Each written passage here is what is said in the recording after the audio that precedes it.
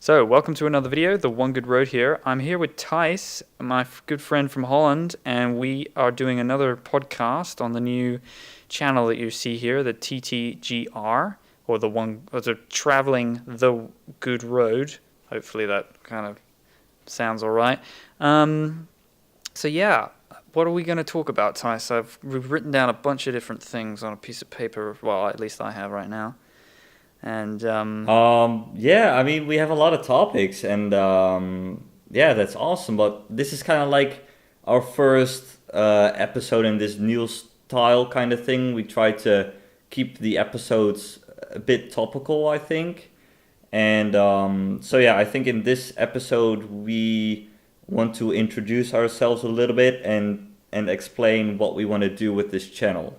Yeah, mainly what we want to do with the channel, because in our first podcast that we posted on there, that was more, I think, about who we are. So maybe go back and watch that one if you want to know a bit about us and what we've been doing for the last few years. I think we're going to dive even deeper this time. We're going to probably get into a bit of philosophical stuff and life stuff that we've done. Like, I don't know. We're just going to see what happens. See where it goes, really. And I hope you enjoy the so that's good. footage in the background. This is just going to be us riding our bikes. That's kind of like the general idea as you're watching. And in the future, what we're going to have, hopefully, is when Tice arrives in Perth, because that's where I am right now, and he's over in Holland, we're going to have us riding our bikes and just talking about stuff, basically. Having a podcast while riding is the idea. Yeah. So what do we want to start about?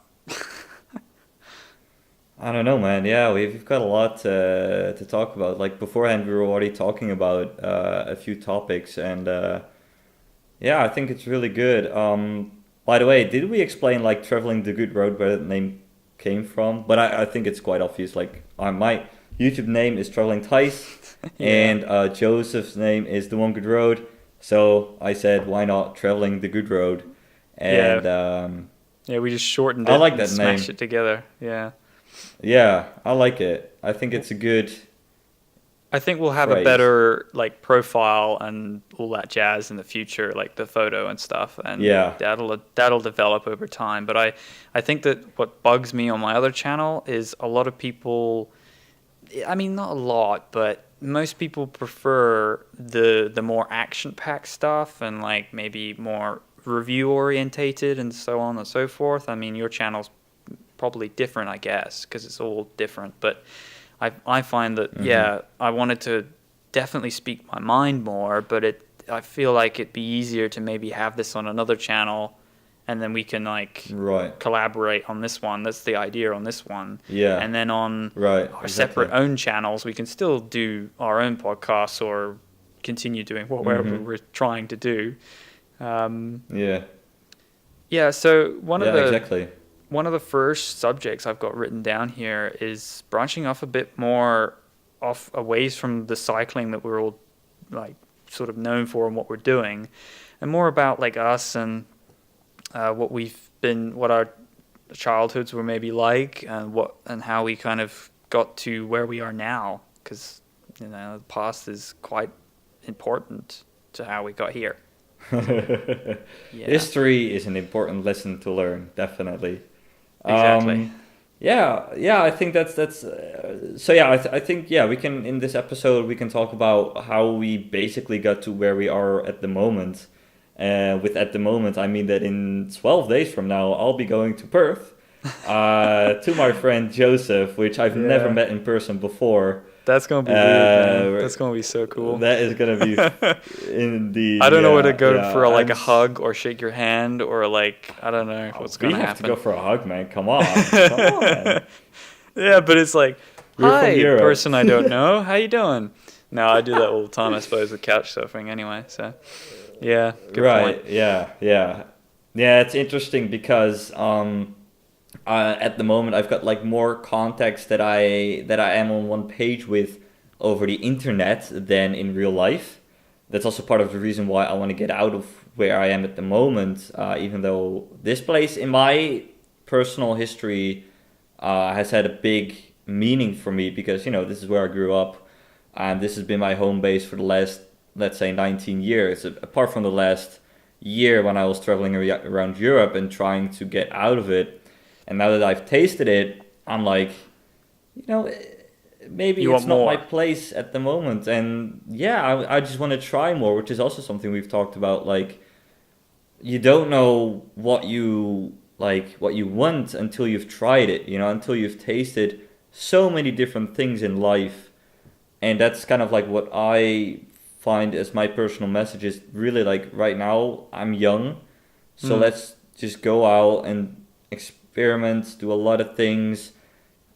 Yeah, I get that. And then try to find something that I resonate with and that I want to make, a living out of, maybe even. So yeah, talking about the living part, I really hope that in the future that personally that I can get to this sort of stage that the funding is sort of all sort of taken care of when it comes to like living costs at the moment.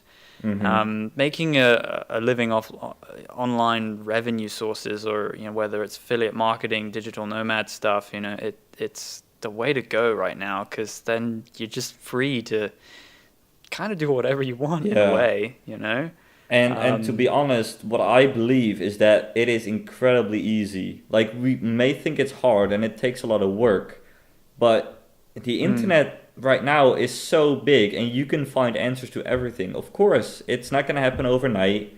Like, we both have been going at YouTube and at what we're doing for already, well, I've been doing it for like a year now, seriously. You probably even longer than that. Yeah, I started way back with like an old channel from 2010 or something like that, but I deleted it actually ages me ago. too. I started in 2010, but since I've been really taking it seriously is only recently. But already, like, we both have a little, it's small, it's still small, but it's growing every day. It's just, we have to take the steps. And I really like this idea that people, like, some people, they want to go like overnight, they want to make these millions, they think that's possible. But it's the same as, do you think that if you've never played tennis before, tomorrow you can win Wimbledon? Yeah, Like, you have to ask yourself that question, right? Well, like, you have to take it one step at a time. And indeed, patience is a very, very big strength that I think if you have that, it's extremely valuable. And if you're right. I know. Yeah, definitely. Yeah. Anyways, I've been listening to a lot of this guy. I don't know if you've heard of the. We've been talking. Tice and I have been talking about different people that we've sort of been inspired by. One of the ones he's sort of been quoting so far is someone by the name of Gary V. I'm sure other people have heard of him. And I sort of listened to a philosopher who's, I think, passed away like ages ago or so, and he's got a lot of different talks that he's done. And they're somehow floating around on YouTube, and he's called Alan Watts, and he has a lot of different. He's very wide scope on. He's like, when you're a philosopher, you kind of narrow it down. You really kind of crunch it down to that one finite thing, and what's this truth, And for me, I've been constantly thinking about like this. It's not really obsession, but this idea about time. Because for example, in this film where it's called In Time, and the idea of the film is we're all given an amount of time, which is roughly 25 years, and when you go over that, you've got to work your hours, your time to get time. The currency in this make-believe world, in this universe, is time. So if you want a cup of coffee, it's 4 minutes, So do you really want to take 4 minutes off your life? Yeah. And it's kind of brutally, strangely true in some ways, You go to make a living, whether it's like a 9-to-5 job, whether it's bloody stacking shelves and et cetera, and then you go and spend it on things, and you're just trying to make ends meet and survive, It totally, I mean, I've been seeing a lot of videos about time all the time. I don't know how many weeks it was, but it was something like we were all born with like 5,000 or 10,000 weeks or something like that. Roughly. And it's not that long if you count it down. So you got to go and use the time that you have. Like you said, go and taste a bunch of different things and do different things to find out what you love doing, because there's no point wasting your time doing something you really just don't want to do, And that's where regret comes in. Like, I've met a couple people and I've seen it a couple times when you have these people that are like older, like let's say in their 70s or 80s, that they all the time they say, I wish dot dot dot, I wish I did this, I wish I did that.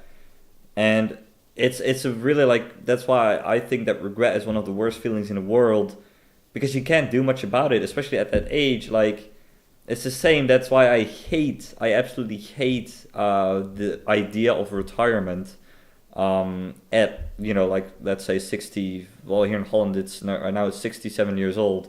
And it's funny that people that are 40 years old, they're already like, they say, oh, it's going up and up. They worry about their retirement age. Well, I think that at that age, it doesn't matter if it's 65, 66, 67. A lot of people don't have the energy anymore to do the things that they want to do at age 40.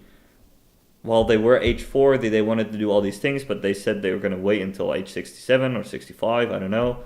Right. And then, so they were just constantly waiting. Why don't do it now? You're constantly waiting. And I see it around me, especially right now back home. To be honest, I don't have many friends that live on the same page, as I already said. I only have them over the internet. And that's why I love today's day and age, where you can go on the internet and in fact meet people that are on the same page as you, even though they don't live close. Like, it's very funny that the idea, for example, that I'm going to Australia, for me, it doesn't seem far away. It's 22 hours away for me, like one-way ticket by plane, it's 22 hours. But for example, my grandma, she's still in that old idea, and she thinks that it's like it's so far, and she honestly believes that she's never going to see me again, which is kind of sad. Wow, okay. I tried to convince her, and she's just, I mean, she has a phone. We've given her a phone and we've given her WhatsApp, which she absolutely loves. It's so funny to watch that. But yeah, like it's still that old idea, and that's also what Gary Vee says a lot, is that in today's day and age, like, there is no better time to be alive. Like, we can, in fact, as an artist, or as, like, I call myself, maybe not an artist, maybe, I don't know, like a creator, hard to say, blogger, a creator, YouTuber, maybe? Yeah, I don't know. There's a lot of different words, something like that. Those are all labels, though, anyway. But, so, like, but we're not dependent on another person to get paid for what we do. Like, we can reach our audience right away, right there. We can say to them, like, I love you, I want to make stuff for you, I want to make your life better. What do you want to give in return? And that's, you have Patreon and some other services that you can actually, in fact, get paid. By the way, shameless plug, you should totally help us out on Patreon. I'll leave links down below. Tice, continue. Links down below. Exactly, yeah, good timing.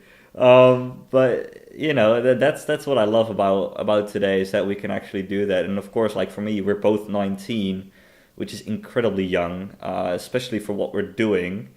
It won't be 19 for long, man. It's going to be a bit strange in the next few days. That's true. Yeah. It's 6 days away, right? 6 days, and then we're going to be 20.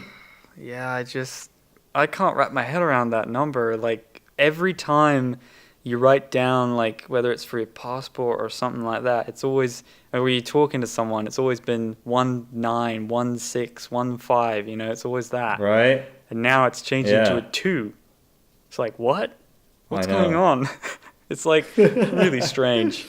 But yeah, it's at the same time, it's just a number. So, It is, yeah. And I think it really, it's really relative, because I've seen people that are 40 or 50, they feel 20, And I've also seen people that are 40, 50, and they think they're 70, they're done with their life and can continue. You know, it's really what you do with the time that you have. And I had that as in my childhood, that when I was growing up, people always thought I was older than I am. It still happens to this day.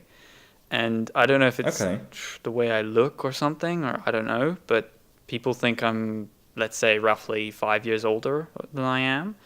And it's a little like it was cool at first, but this day it's pretty annoying because you want people to kind of, well, not exactly treat you like that, but treat you in your sort of the age that you are. Because if someone's like 29 and they think you're 25, they think that you're got 25 years of experience, but I'm only 19 still, you know. So it's right. Does that make sense at all? Like, that's, for me, it's been... Well, you know what's funny? For me, it has been the other way around. For me, a lot of people, when I was like 15, 16, they thought I was 12, actually. And that's probably also about the way that I looked. Maybe it's the but beard. Right now, especially on the last trip, that I have this beard now. I've had people saying, what age are you, 26, 27? And I'm like, whoa, no, I'm 19, you know? And well, you know, you couple that with the adventures... Also, you know, that also changes. I mean, the experiences we're having at our age is certainly not exactly normal. And I think also the way that we talk for our age, that's also what I see a lot of YouTube comments. They say that I'm incredibly mature, and, you know, great compliments about that in our philosophy and in the way that we talk. And I still find it fascinating that English is not my native language. Like, never been. I've only been learning it since I was, I don't know, like 13, 14 years old. Yeah.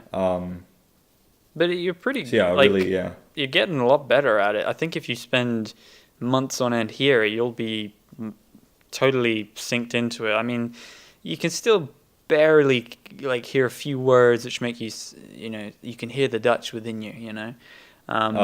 Yeah, that's what I want to get rid of, definitely. You want to, I don't know, you should be proud to have a bit of a, like, that European accent, because people look at me and it's like, dude, I have no idea where you're from. So I don't even have, apparently I don't even have an identity, because people can't place my accent at all. I mean, you're you know, you're not, I like not being tied to a certain country, and that's why, like, a lot of people they ask, why aren't you why aren't you traveling with a Dutch flag? And I'm like, well, I don't really feel, I feel a citizen of this planet, you know? Yeah. And I don't feel necessarily like I'm proud and I'm from Holland, and I think it's a great country and that they do a lot of things right. Bicycle infrastructure. But yeah, like, it's, you know. Well, when you see Perth, it's not too bad. Okay. Yeah. Yeah, but that's the thing, you know. Like, I do, you know, I do have that identity. Like, I know that I'm Dutch, direct. I like to be direct at a lot of things, and yeah, you know, I take pride in that. But I don't identify myself with, like, I don't say all the time, like, I'm from this country, and then. Yeah, you know, I definitely get that. I mean, I haven't been in the UK for quite some time now, and it totally changes you. Spending time out of your country, I mean, I'm not saying you convert to another one, but you learn a lot from just literally going, to the other side of the world, I suppose. Yeah, and especially right now, like, when I got back home after this second, like, trip that I did for 3 months, like, when I got back home, it was so weird, like, just that change, and you immediately, like, right now, it's starting to slowly I'm getting back into the daily groove, and I'm picking up habits that I left home, basically, and it's so interesting to watch myself do that. Yeah, on the road, I totally get it. You know, I had that as well, coming back to the UK after the States, and it's just, I get it. Yeah, well, when was the last time you went back to the UK? Coming over to New Zealand, I had to go there for some insurance purposes, and that was... Oh, okay. Oh, wow, that must be like 8 months ago now? 9? Wow. Oh, okay. And I was only there for a day, but, yeah. Oh, really? It's been a while now. But it was really funny going from, like, the the United States, San Francisco, so that's like full suburbia and beautiful Golden Gate Bridge. Then you arrive in London, shitty Gatwick. I mean, no offense, but it's not the most glamorous place in the world. But yet it's got this cute little charm to it. It's a bit like Holland. It's got that charm in it. Yeah. And then I affiliate with it. Yeah. And then you land in bloody Hong Kong. It's like, oh my God, what the hell is going on here? Oh. And then you arrive in New Zealand. And it's like, what? Did I just arrive back where I started? Because New Zealand's quite European, actually. Like, the forests aren't, but the landscape, we're totally branching off, actually, with what we've written down here. I've just realized that. I mean, not that it's a bad thing. I just, I like these conversations, and I really like that we can maybe later look back. Like, this is sort of also for us, a little like a momentary, how do you call it? Like a moment, a shot, like a little thing that maybe in 10 years from now we look back at this and then, that was the very beginning. Fun, yeah, that'll be so weird. Yeah, listening to right? really bad audio or something, or bad footage. I don't know. We don't even have an intro for this. I'm just gonna start the footage, smack in the bloody, audio. I am actually learning some After Effects. Maybe I can make something on there. It's something. Yeah, that but really I notice on lately. intros, I don't want to make them long because if they're too long, no. it's just You not shouldn't. worth it. You Yeah. know. Well, I'm currently for my podcast for example, I have a 3-second intro, so it's just Traveling Tice podcast, and then a little swoosh that says episode this, and then a little the title of the podcast. So yeah, that's I a like good that. idea. Yeah, I'd like to have something like that for my channel because I'm not so content with the words now. I want to have a bit more, even just having some sort of logo to create some sort of branding. You had this Infinity logo, right? Yeah, I've still got that, but I'd like to have it. How do I describe it? When you have a new TV series on, or an old one, should I say as well, they have that jingle at the beginning of their intro. If you've got The Simpsons playing, there'll be a jingle at the beginning, and it's The Simpsons. Anyone sings that, and it's that. That's what branding does. It gets into your head, like advertising, and that's what's kind of the idea and principle I would have for a intro. If it doesn't get in people's heads and it's not quick enough, then it's not worth it. So we're actually approaching 20 minutes now. I'd love to just probably mention about because the guy I'm staying with, he's got a PlayStation. And I totally just want to briefly talk about games because we were talking about childhood, and games have been for me personally, it's been such a big part of my life. And it's been so weird, hopping on the PlayStation and playing Call of Duty again. It's so strange. And you were talking about, you was playing Minecraft as well. And I love that game. I played that so much, with thousands of hours in that. And how games can also really be quite similar to cycling, because with cycling, you're still counting the kilometers. You've still got a big map to go and explore around the world, and you're sharing your adventures, and it's like a real life version. In some ways, in some ways, life is a game. Exactly. If you know what I mean, right? Exactly that. Or the game is inspired by life. I don't know. Well, you can go two ways with this. But it's true. Especially in Minecraft, and I also mentioned to you earlier the game Skyrim. You explore something. You explore the game. You explore Skyrim has this big open map that you can walk around like a realm. Yep. And it's right. Yeah. And I think that for me is a big thing. That's why I also like cycling, because of to discover things and to explore, and a lot of games are built on that, and that's why I like those games. I mean, I've never played Skyrim, but I've always wanted to, because I hear from other people that it's a really cool game. But for me, games, apart from Minecraft, I've not really played many. My parents were very against shooting games. I get that, didn't want me to play that. The graphics and it is pretty bad. Yeah, I do get it. It's just strange that it's become. I mean, 14-year-olds are still playing those games like it's nothing. Like, and you go to the cinema. Yeah, I mean, and there's all that action. When I was playing 14, and. Right, like I went to my friend's house and actually, in fact, I played quite a lot of those games, but well, not often, like just every now and then I did that, but it never really. It's funny because there has been some experiments that like shooting games are actually have a more calming effect than like a game like Mario. Like that's also a game I played a lot when I was younger. Really? Mario will get you more aggressive than Call of Duty, for example. No, really? Oh, yeah, wow. because what's the thing with Mario? Like you can get so frustrated doing the same level over and over again. Maybe you know what I mean. Like yeah, that's constantly, true. And right? with Call of Duty, you can just respawn.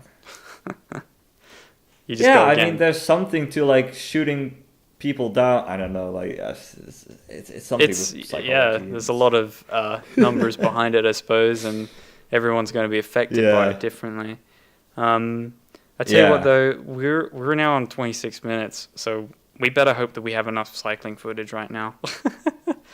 I sent you about 25 minutes, so I think we're good. Oh, we'll be good. Yeah, okay. Okay. I'll just swap between this has been fun, just dipping our toes in the water a little bit to test this out. And next time, this podcast is going to be so much cooler. Like, we'll be cycling side by side with two different views. God, it's going to be pretty cool. Yeah, we have some things like maybe some topics like around Perth, differences in different places in the world, because we Perth can compare cycling in the moment. Holland versus Australia or whatever, like whatever. Yeah. There'll be a lot of videos coming out. Should totally check out Tice's channel, my channel, subscribe to this channel, and we should probably like wrap this up for now. I think so. I think that's a good idea, man.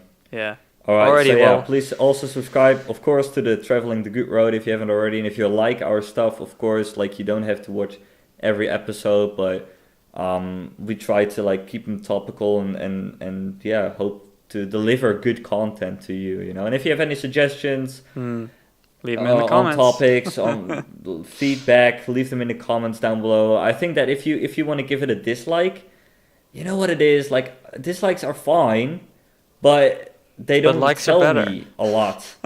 Of course, likes are a lot better, but if you leave a dislike, or if you want to have criticism, let it be constructive and let us have something I get it. If you know what I mean. But I think it'll be all right, But we definitely need to see what the viewers think. So anyways, of course, we'll see you in the next video, okay? And all right, man. Yeah, this has been great. This has been cool already. Okay. All right. Cool. We'll see you in the next video. Okay. Thanks for watching. Bye bye.